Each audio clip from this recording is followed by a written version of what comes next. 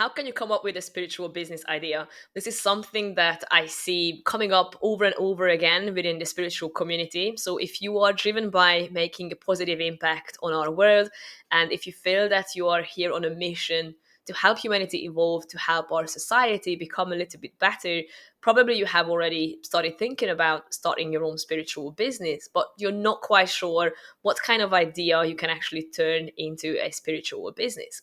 My name is Timi. I'm a spiritual business mentor, and today I brought you 20 ideas that you could actually start so that you can finally start making a living out of your soul's calling. You know, that internal voice, that little something that keeps telling you that you are here to make an impact, you are here to serve, you are here to support others, but you're not quite sure how to get started and what kind of spiritual ideas you actually could turn into a functioning and sustainable business. So, with that said, today I brought you 20 spiritual ideas that you could actually get started with. What I decided to do is to break it down into four major categories, as you can see right here, because what you want to be doing first is figure out where do you fit in. And I know if you are being spiritually aware, you probably don't want to be categorizing yourself and shoving yourself into one of these little boxes.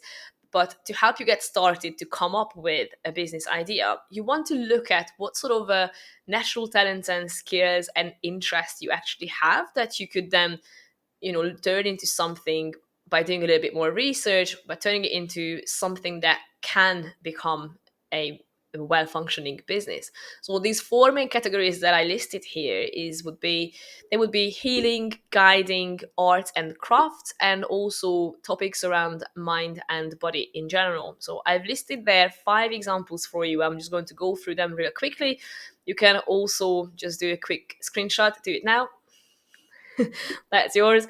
So you can just keep looking at it in case if you feel that you're going to be stuck again. So if you feel that you are being pulled towards helping humanity heal and helping others heal and fix those kind of problems, you might want to be looking into one of these sort of paths that you could follow. So practicing obviously energy healing as well has many different types and many different aspects.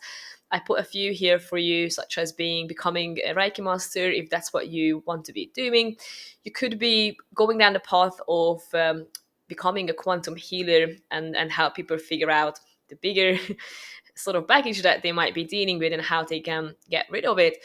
Or maybe you are really drawn to the sort of natural sort of healing methods, and somehow you just have this intuitive knowledge of what plants and what food to actually use, and how you can create certain combinations that have some healing properties. So if that is the case, you might want to be looking into becoming a herbalist. Crystal healing is kind of an obvious one. I don't need to explain that to you. They are really, really powerful.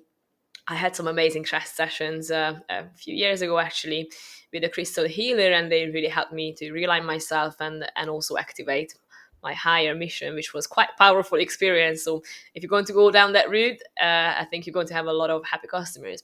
And also, if you have some really strong intuitive and psychic skills, you could also become a healer by becoming a medium, which means mediumship is not about telling the future. Let's put this out there, okay? And it's not just about talking to other entities or spirits and things like that. But if you are a medium, what you are potentially doing is you're helping that other person connect with someone or get guidance from someone that they otherwise couldn't connect with. And you become that vessel, you become the channel to transmute that healing message. I know it's a little bit maybe something that you not many people talk about, but if you have those skills, you could also go down that path. Okay. If you feel that you are really good at guiding others and naturally good at giving advice, and you enjoy and you love doing these things to come up with solutions, come up with problems, and you just have this natural talent of seeing like, okay, maybe you could be trying to do this or to do that. So that way you might want to explore a little bit the sort of coaching and mentoring routes. I've listed a few of them here. So the spiritual coach is someone that is going to help you with your spirituality, okay, and coaching you through the process, all those challenges that come with it, especially when you start your journey early on. Mentoring, again, very similar, but a little bit more hands-on, and they're giving you more hands-on advice and tips as well. rather than the coach who's there to guide you and help you realize your own conclusions and your own solutions on your own. Okay, a specialty coach could be someone that maybe you are really good at anything like writing or social media, any kind of skills that you picked up in your day-to-day business life or work experience. You can very easily turn that into a spiritual career by creating and choosing a niche for you that you are going to be supporting the spiritual community. That's what I did. I love building businesses, I love marketing and business development. So I decided to do this now for the spiritual community only. So you can literally turn any kind of job into a spiritual career by focusing on a specific audience that you're going to be serving. I hope that makes sense. Okay. And I've added a couple more than here, which would be becoming a public speaker or a motivational speaker as well, or launching your own podcast or YouTube video or channel as well. So if you feel that you enjoy guiding others by communicating maybe on in front of larger audiences, then you could also consider one of these solutions.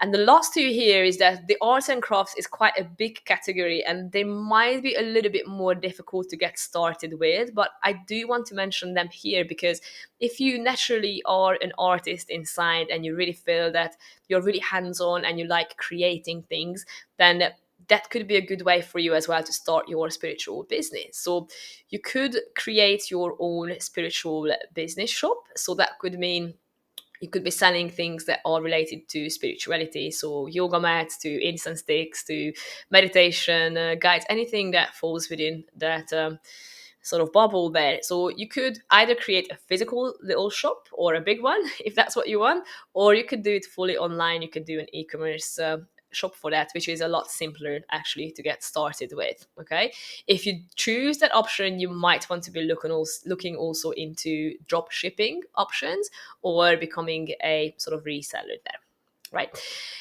The organizer part of things, the event organizing, I do feel it's quite it requires an artisty kind of character to really pull off organizing events. These events could be maybe ceremonies, formal ceremonies, there could be yoga retreats, anything like that, that again would relate to someone's spiritual journey or their spirituality in general. So you could become an event organizer within that sort of specific niche. Okay, and an artist, a healing artist, would literally mean someone who produces any form of art that has the intention of healing. These could be things like paintings, statues, mandalas, anything like that of that sort. Okay, and if you are really good at creating sort of craft as well, you might want to consider creating spiritual jewelry. So again, anything with those kind of symbols and anything that has the sort of natural sources, so it's not going to be obviously polluting our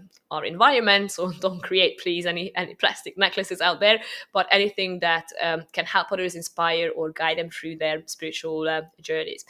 And if you have the talents to sing or write, music is a really powerful tool to guide someone when they are going through that sort of awakening phase. So if you have those kind of skills, hobbies, talents, and interests, that could be another path down for you as well, right?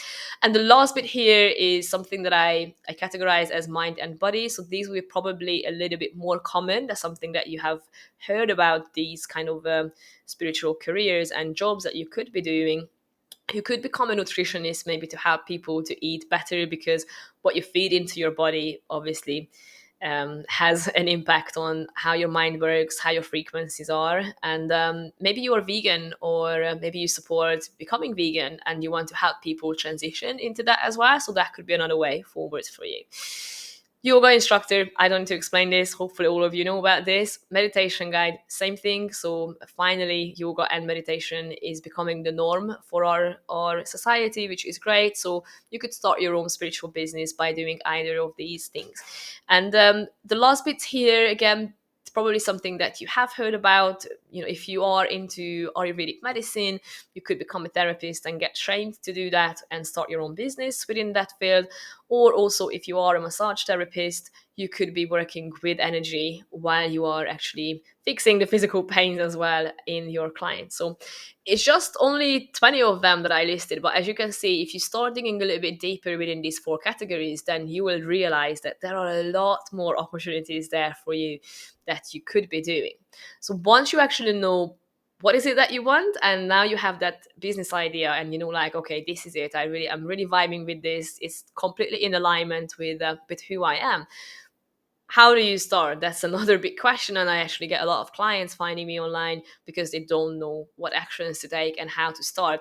I'm not going to go through these things right now because I have created a previous video series around this. So there are four parts of these videos of how to start a spiritual business, but these would be the four main elements there for you. So you need to really bring your passion into your spiritual business, and also making sure that it's actually in alignment with your purpose, and you need to be purposeful about the entire path that you will be walking through or with your business. The problem is here because whatever business that you end up starting, it has to fix a specific problem. So make sure that you know that there is actually a need for what you are doing, and it is going to be fixing a problem. And the last bit that holds everything together, which is your glue, basically, it's your people, who you are targeting, and what sort of communities that you are building. So as you can see, you can start many different ways. You can get started in different ways. If you want some more inspiration, you can always just go onto my website and just browse through my free materials. It's connectonemarketing.com. And as I said, my name was Tim.